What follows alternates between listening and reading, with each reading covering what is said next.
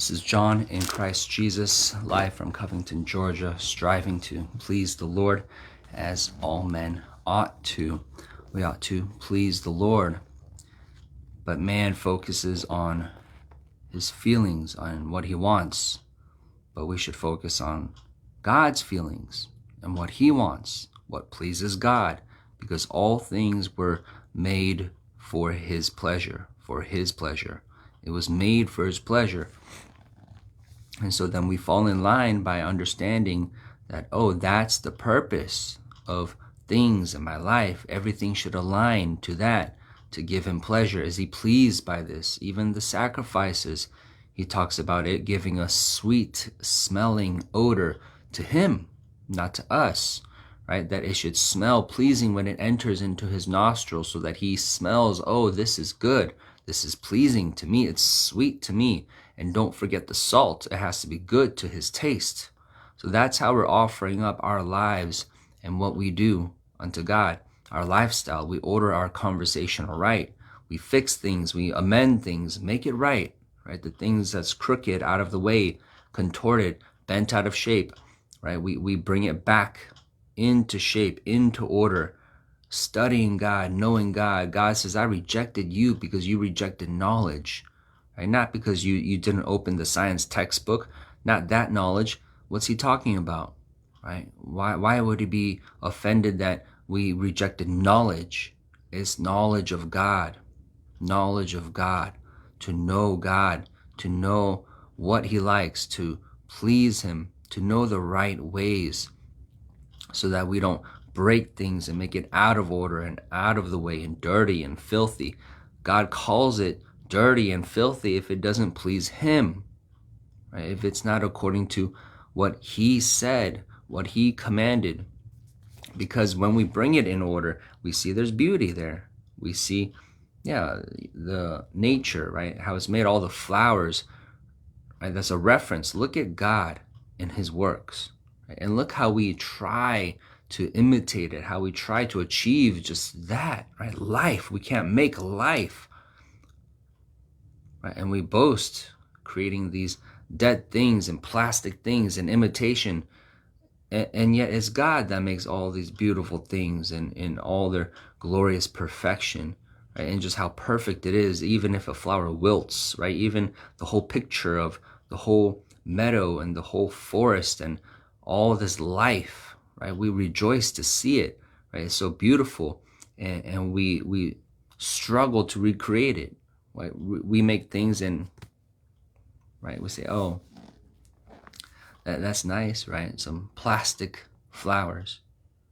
Right? It has a purpose, a function if you want to decorate, right, without having to replace it all the time. But people much rather prefer the live thing, the living thing. How come we can't recreate that? Right? Because life is from God. No one can make life but God. Even our life, even life within our life, right? He says, in my light, you'll see light. We look unto God and we receive, right, goodness, order, transformation, beauty, perfection, improvement, right? The opposite of what we experience in the world, degradation, right? Deformation, mutation, bitterness, anger.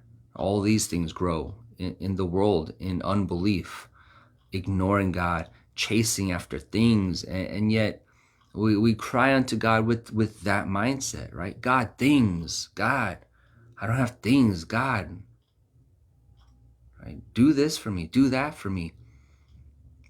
And we're focused on my feelings, right? So we end up complaining. But if we were focused on God, what do you want? Right? God has a complaint too. God has a controversy. He says, I want this. Right? And those who can reorient their minds, shift their minds, shift their priorities to say, God, it's going to be you first. It's what you want, not what I want. And they do that. They live like that. Then they do get, right? Matthew 6:33, and where God says, seek first the kingdom of God and his righteousness, then everything shall be added to you, right? Solomon showed us that when he asked for wisdom to serve God and his people and his kingdom, and God said, you know what? I'll give you that. and so much more because of your focus, right? You're focusing on doing your responsibility from God, right? You didn't ask for this or this. Other men ask for these things, right? The common man asks for, like, what I want, right? Give me my enemies, right? Give me long life. Give me, what do I want? Give me what I want next is, and then what you can do for me is, right? And God disrespects that. No, no, no. The man that looks to God and says, what do you think? God, what do you say? What do you want me to be? What do you want me to think? And does according to how he looks to God lovingly, right? Like a dog that, I'm sorry to compare it to a dog, but that's our modern lifestyle. What we see with a lot of people having pets, that's more accessible to us, right? Seeing, and just I'm drawing from my own personal experience where I'm sitting in the kitchen on the dining table and I'm looking at the sink, right? And someone is doing the dishes there or cutting up some vegetables, and then the dog in the house is sitting right next to that person and just looks up and waits. And that might not be the most perfect example because it's blended. It's got a little bit of both, of looking at your master, but also, for your own interest. But the patience, right, and the persistence and the single-mindedness, the dog will just look. Right? And then, where, the analogy starts to break down is when the dog starts to whine, right, depending on how disciplined the dog is. Some dogs would even bite. Right? That's why you have that phrase, you bite the hand that feeds you, right? But yes, some of it works, right, in terms of the analogy with the dog looking up. At least from my memory, the image of that dog just sitting and looking for a long time, right? Longer than men would, right? Men, right? Children, you see, they use their mouth to complain a lot, right? Are we there yet? Are we there yet? Why not? Come on, mommy, daddy. No, oh, this ain't fair, right? All the things we hear, right? And yet dogs, they don't have the access to that language, and they just sit, right? They just look. They might shift their position if they're a little impatient. They might move their position a little bit more, right? Oh, I'm a little anxious. That's not coming. Right? You usually drop a little piece of food, and that's what the woman compared herself to when God called her a dog, when she asked God for deliverance for her daughter, and Jesus called her a dog, basically. And she said, yes, truth. Right? Even a dog, right, can get some crumbs, right? Can I get some crumbs just like a dog would get crumbs, right? Would receive.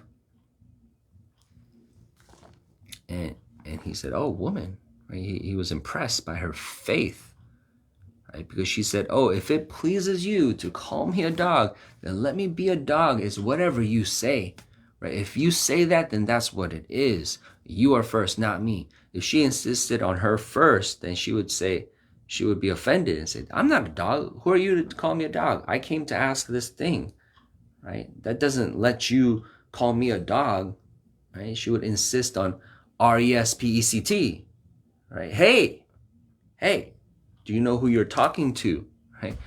And she didn't have that attitude, right? She said, yes, right? What did you say? It's that. Although I want this, it's you first. It's whatever you say. You call me a dog? Okay, then let me adjust. Right? Did I displease you by rising up above my status? I'm sorry. Let me meet you and your word and your reality. You say this, then it's this. It's whatever you say, right? And after I've adjusted, okay, now let me try again, right? From this position.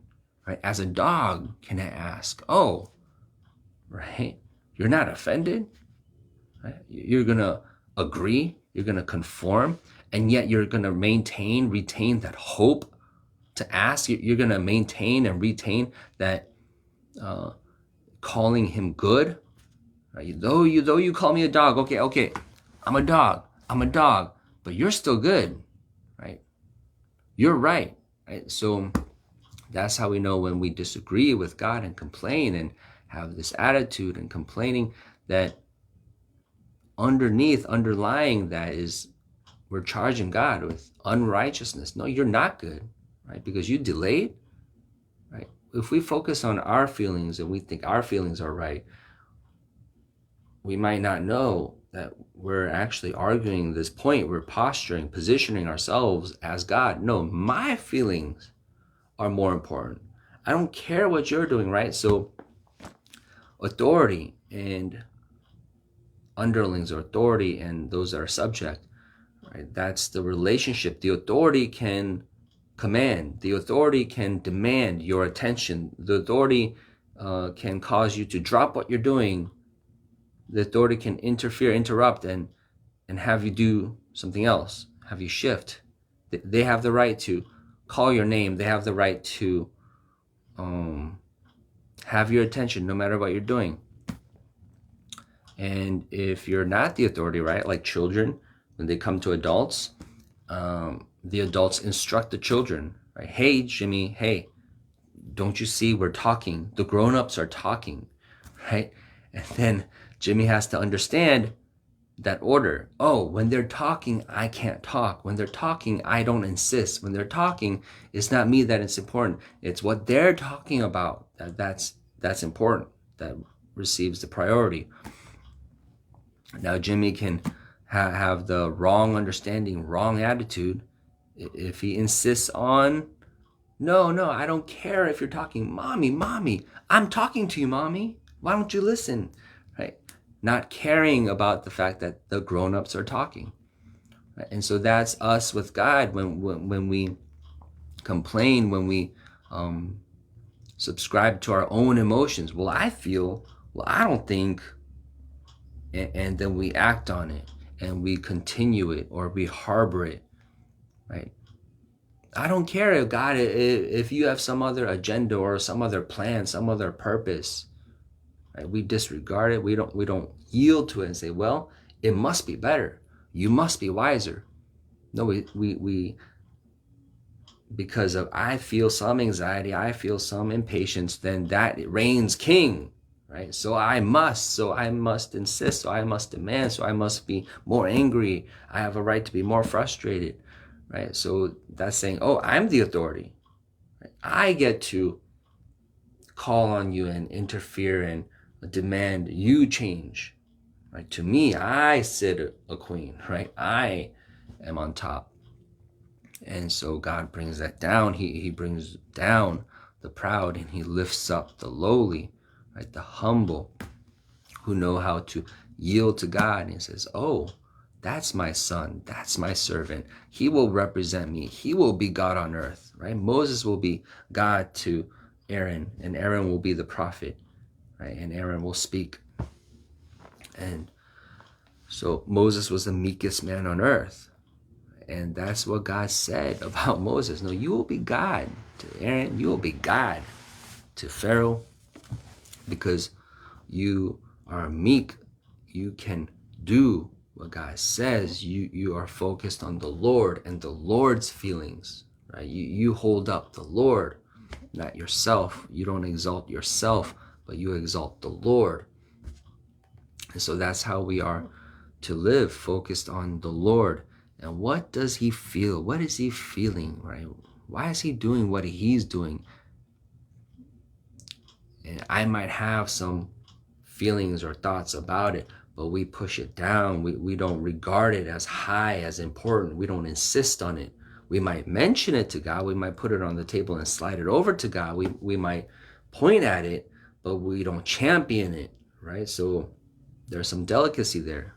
You don't suppress it and pretend that it doesn't exist. Then that could put you in danger of being a hypocrite, right? Saying that you are things that you're not, saying that you feel things that you don't really, right? Not being able to confess things, not being able to be open to God. And right, and then if you go too far in that direction, to the point of idolatry and pride, then you might talk about your feelings and insist on them, right? So you need to know how, right? Where. Yes, acknowledge your feelings. Yes, talk about it, right? Let God know, right? But with the mind of Christ, right? So if you don't want to obey God, right, you could be honest about that and ask for help, right? I don't want to obey, but I know I should, right? I don't want to, and so the sin would be like, and so I shouldn't, right? No, I don't want to, and I know I should. Help me, God, right? So he remains as authority, as your help. He remains as the standard, as what you should do and be, conform to. And if there's any emotion or attitude that disagrees with that, then you bring it to him with the intent to have that be changed, have that be destroyed, have that be taken and replaced, right? That's one of the songs we sing, that I need a trade. We need a trade. God, my flaws and my wickedness, right? Me, this old self of mine, let me give it to you. And I want to receive a replacement, something else, God, from you, from your presence, from your mind, your thoughts, your wisdom. Let me say yes to you and no to myself. So that's how we win, is through transformation, through surrender to God, giving to God, and emptying ourselves and being filled with God. So that's hard for a lot of men, because we've been raised by the world to become a certain way, to agree with yourself, follow your heart, right? These phrases that we've heard. And there's a spirit behind that, right? Saying, it's you, all about you, right? Customer service, the customer's never wrong, even if they're being obnoxious and unreasonable. Oh, yes, we're so sorry, you're so right, we'll fire the employee. Oh, we're sorry to have disappointed you, right? To the point where it's become such a part of the culture. I've heard people say in management, so yeah, I mean, that's what they expect, and so I'll just go there, right? Even if we're not really gonna fire them, we're not gonna fire the employee. We need the employee; they're an asset to us. But they want to hear that, right? So we're gonna say yes. Oh, we'll fire them, yes, right? And yeah, they want to be treated as king, no matter if they're right or wrong, right? No, satisfy my feelings, right? So God delivers us from that, so that we can actually hunger and thirst after righteousness. No, what is right? What is truth? There is truth, right? There is a God, right? There is a standard. There is a reality. And he helps us to find that and live that way, and not hit our heads on walls that, oh, I didn't know that was there. Ow. No, he lets us see, right? Oh, stop. Okay, now turn right, because you were about to hit a wall. These spiritual walls, right? You don't have to hit it. You don't have to slam into it. So that's the calamities that we're feeling and facing in life, that we as you know, a lot of us are atheists nowadays, right? Don't believe in God and don't believe in the spiritual, and yet they don't understand you're experiencing spiritual effects, right? Even sometimes the doctors will straight up tell you, right? You know, rarely, but in some instances, no, they will let you know, hey, I've seen some things. Hey, psst, do you believe in the spiritual? Because although we've done these tests on you, and this has come out negative and negative and negative and negative and negative, but you have these symptoms. So if you're open to this, I could tell you, let me take off my doctor hat. I could tell you some things that I've seen, right? No, they will tell you, right, from their experiences. Do you believe in this, right? They have some other things, right, that they understand from their experience So it's not in these textbooks that they're giving me. It's not in these brochures. It's not in these pamphlets.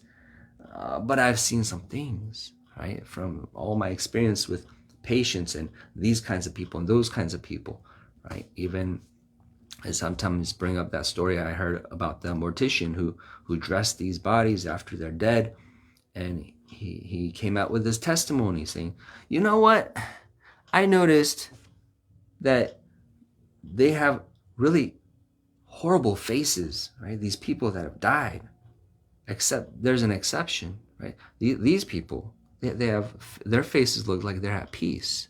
And he found a pattern that, oh, right, when they're Christian, that they die like this, right? So yeah, that was amazing. Like, wow, like that's observable.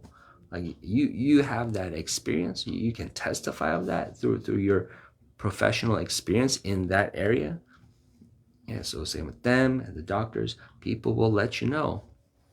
I've lived some years. I've seen some things, and they will let you know. Right? Oh God, no, there's signs. You can see it. If only man would acknowledge it, because the pride would say, even despite all that, no, I'm sure that's, oh no, there's something else. Oh no, it's not. So God is in your face. He's very present. He's all around. But man, right? Man loves his feelings, loves his own passion, loves to just believe what he wants to believe, do what he wants to do. And yet that leads to, right? God says, in your affliction, you will seek me early. Right? People after 9/11, when the towers fell, yeah, I heard there were a lot of people that went to the church, that started to go back to church, right? And so these are cycles that we see throughout history, that maybe you might not learn in your school. They might not frame it like that, but once you understand, right, as you read, oh, these are cycles, right? This is what God is doing, right? This is God calling man. And then you go back into the history books and you read, and you'll start to see, so what's actually happening here is, right, you'll get a deeper understanding of what's actually happening on earth, because you'll know who actually created the earth, whose eyes are actually on earth, and who's doing everything behind the scenes and why, right? Not just the name of some person who rose to power and is a king, and the name of the people that rebelled, and the name of someone who explored something, and the name of someone who, right, had a big business, and the name of someone who was a commander, and then this name and that event, and this name and that event, and it all seems disjointed and random and senseless and just happenstance. And it's not, right? There's a God that's in control of all things. And there is a story to all things, because this is a project of God that he is doing on earth. This is the creation of God. His hands have made all things, and his mind is on all things. And he does have a heart. He does have a concern. Right? Listen to Hosea chapter 9. Rejoice not, O Israel, for joy as other people, for you have gone a whoring from your God. You have loved a reward upon every corn floor. Right? God says, rejoice always. But here he says, rejoice not. Right? Because when should you rejoice? What should you rejoice for? Not your own works, but in God. Rejoice in the Lord. So for them, it's no, rejoice not. Because you've been loving the works of your own hands. You've been rejoicing inventions of your own mind. Right? Your own lifestyle. No. In that, rejoice not. Right? You should rejoice always if you're in God always. Right? If you're loving God, obeying him, doing his works, those are the ones that I tell to rejoice always. The floor and the winepress shall not feed them, and the new wine shall fail in her. They shall not dwell in the Lord's land, but Ephraim shall return to Egypt. They shall eat unclean things in Assyria. They shall not offer wine offerings to the Lord, neither shall they be pleasing unto him. Their sacrifices shall be unto them as the bread of mourners. All that eat thereof shall be polluted, for their bread for their soul shall not come into the house of the Lord. What will he do in the solemn day and in the day of the feast of the Lord? For lo, they are gone because of destruction. Egypt shall gather them up, Memphis shall bury them. The pleasant places for their silver nettles shall possess them. Thorns shall be in their tabernacles. The days of visitation are come, the days of recompense are come. Israel shall know it. The prophet is a fool, the spiritual man is mad, for the multitude of your iniquity and the great hatred. The watchman of Ephraim was with my God, but the prophet is a snare of a fowler in all his ways, and hatred in the house of his God. They have deeply corrupted themselves as in the days of Gibeah. Therefore he will remember their iniquity, he will visit their sins. I found Israel like grapes in the wilderness. I saw your fathers as the first ripened the fig tree at her first time, but they went to Baal Peor and separated themselves unto that shame, and their abominations were according as they loved.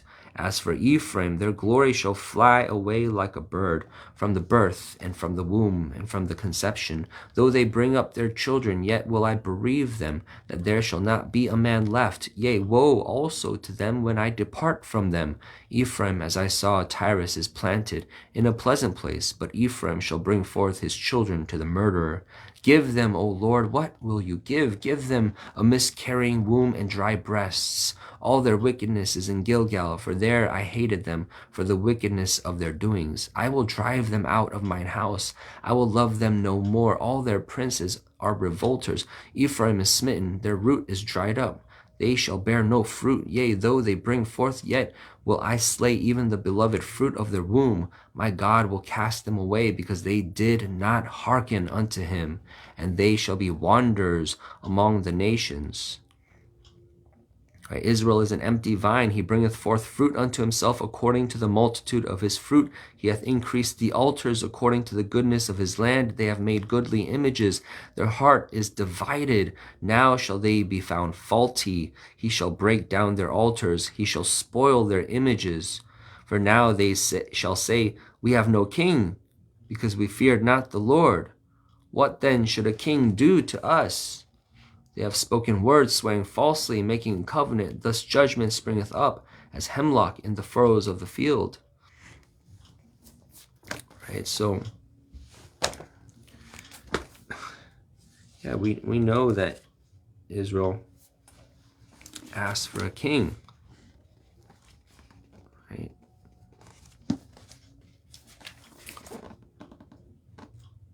And it displeased God.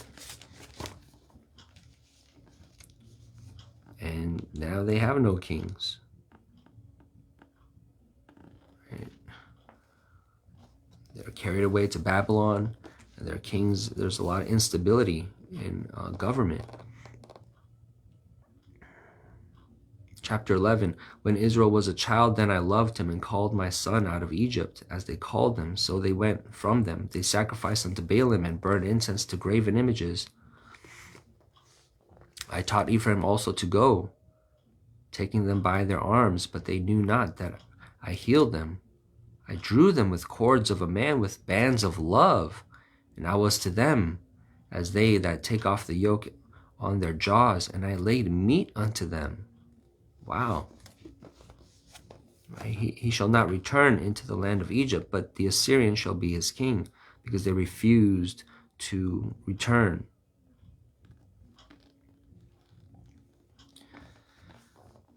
So we know that God took Israel into Babylon, and then God brought them back from Babylon. And even before all that, God brought them into Egypt, right? Gave them from some relief, shelter from the famine. And then they fell into bondage because they served idols, and God delivered them from Egypt. And so we see these cycles of God blessing us, right? Man, his people, and then us leaving, right? Even after they go through the wilderness into the promised land, God says, you're going to forget me, right? when I give you all this blessing. And God is so merciful and long-suffering. He shows us but we're accountable. In Babylon, Nebuchadnezzar saw the signs of Daniel's friends surviving the fire, and his dreams were interpreted, and through these signs he said, the God, it is God, it's your God. And yet he lost his mind and went into the fields like a beast, and his mind came back to him, and he confessed God again, saying, oh, it truly is God. Right? He had this process of learning, coming to the knowledge of God. And I believe he died in righteousness after having known God and confessed God and saying all the kingdom, his whole kingdom, they better worship this God and not say anything bad about this God. But then his descendants, right, they were supposed to remember that. And they saw Daniel thrown into the lion's den and survive. And then this other king, later, he loses the kingdom, right? So Nebuchadnezzar, he loses his mind, but he gets it back. Right? He tells these people to bow down to this idol that he made, but he repents, saying, oh, no, it's your God. I was wrong. Right? He said, this kingdom I made by my hands, and he loses his mind and gets it back, and he says, I was wrong. That's God. And then the next generations, now they're held up to that standard. They don't get to start all over and be ignorant. No, you're supposed to know. You're supposed to remember, right, from the previous generations. What was shown, that was supposed to be passed down to you. You're supposed to hold on to that. So, generations later, the next king, he brings out the vessels from the ones that they took from the temple, from Israel, and they're drinking out of it and worshiping the gods of gold and silver. And then a hand appears and writes, and they're terrified. What is this? Right? And then they call Daniel, and Daniel's able to interpret it, saying, oh, this means your kingdom is taken from you and your life is taken from you. Right? So what? No, give me a chance. Like, no, let me learn of God. No, your life is taken. You should have known, right? So God has been merciful through all of these years. He has, but who are you receiving it, right? So look how patient God was with them, right? Showing them these signs, these miracles, and they're not changing deep enough, right? They're not receiving God. So God is showing them, no, I'm God. Yeah, I'm God. And even the king that was reigning when Daniel came out of the lion's den, he was for Daniel's God. And that's how it should have continued. But now, right, you're held to that standard. You've seen all this. You're supposed to retain that. And so we get this punishment, right? Oh, no, this consequence, because I've shown you this, and you're going to act like that. Well, now you lost your kingdom and you lost your life. And so these are the cycles that we see, right, throughout history. And we are going to see it in our generations, right? It's still happening. God is still in control, right? And the dynamics, right? There's patterns that are consistent. Right? Seek God, worship Him. Do you want to escape the destruction that's coming? Do you want to be one of the wise that know how to get the instruction and follow the instruction, to have blood on the doorpost so that this death will pass over you? Right? And as a society, God brings groups of people, nations, to destruction, right? And then in their affliction, they're going to call on God. They're going to seek Him early. So men are going to return to God in their wealth, in their prosperity. They're proud and they forget God. They say, we don't need God. We got money, and they're like a black hole. They implode. They have no substance in them, no joy, no hope. And yet they remain proud, saying, no, we don't need God, and until God destroys, right? All the scarlet and the velvet and the Ferraris and the plastic and the carbon fiber and the steel and the beams and all the houses and the insulation and everything you love, right? All the merchants, they're gonna cry and wail and seeing the smoke of it rising, saying, what? We love this. Well, we thought we were great. We thought we were strong because of all these Teslas. Right now they're stacked up and upside down and on fire, and right, the nation is burned. And, right now what? Right, we lived for this, and God is saying, yeah, that was the problem. Right, that's why you've come to ruin, because you live for that and not for God. So we have to get our focus right, and that's why we're preaching. That's what we're preaching, right? To focus on God, to live for God, to have the right focus, to have the right understanding, to have your right mind, to not live in the giant insane asylum. Right? You think you're not insane just because they have a small little building that they call an insane asylum, and they put some people there. No, the people that work there, that after they clock out, they come out into the normal world and they say, I don't understand. What's different?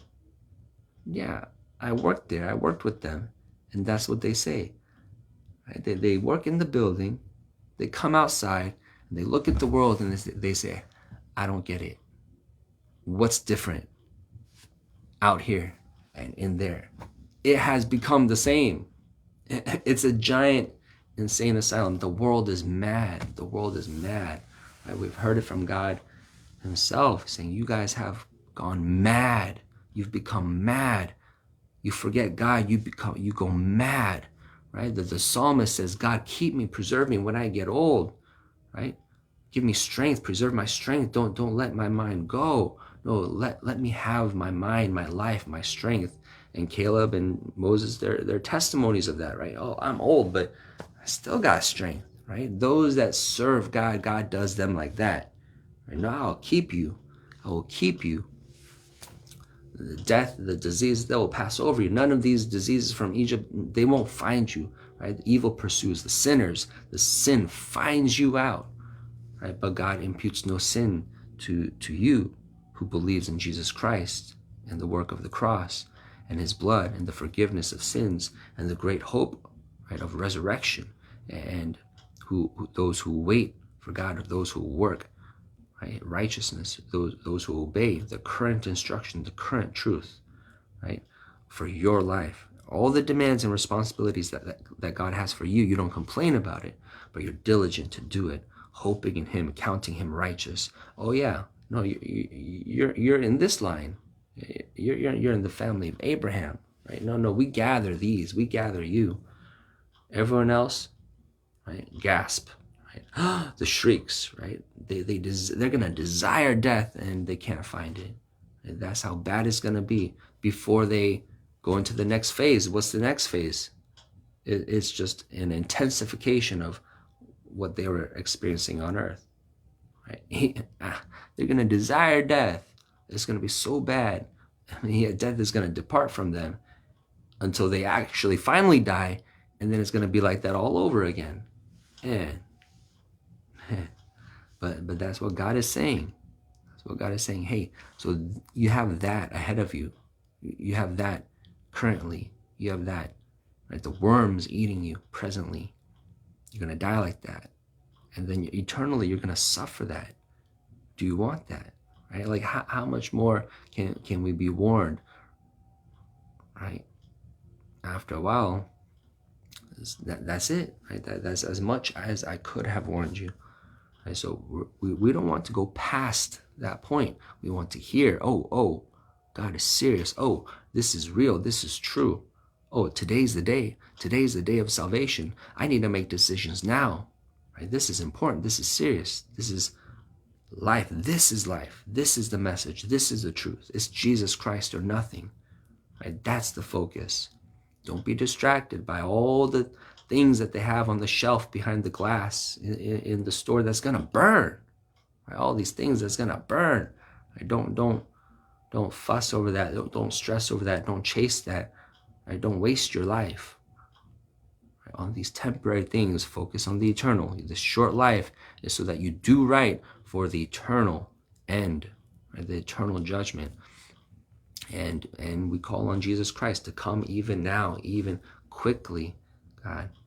And so that's how we live, with loving God, focused on God, living in Christ Jesus, right? Being transformed, renewed to have his mind daily, and to increase in that progressively, to enjoy that journey, to rejoice in the Lord as he does that work in us and all around us. In Jesus' name.